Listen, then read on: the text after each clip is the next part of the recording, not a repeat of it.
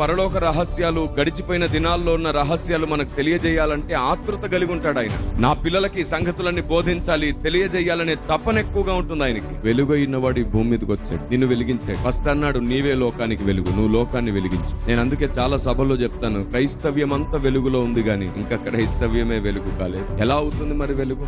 దేవుని ఆలోచన విధానం మనలోనికి వచ్చినప్పుడే. మీరు లోకానికి వెలుగై ఉన్నారు అంటే అర్థం ఏమిటంటే, ఒకింట్లో దీపం కాదు, నువ్వు మండుచూ ప్రకాశించే దీపం. వెలిగే దీపం కాదు, మండుచూ ప్రకాశించే దీపం.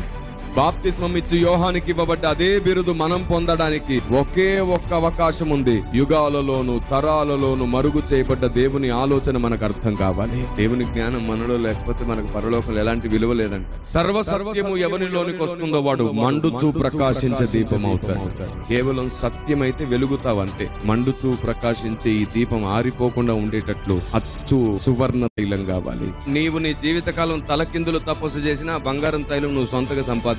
అందుకే స్వబుద్ధిని వాడొద్దు. Shut your mouth and just follow me and do what I say, that's it.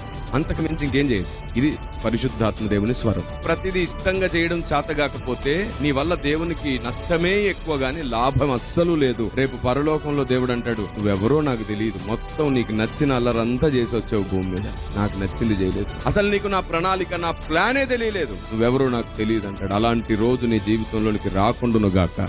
Amen.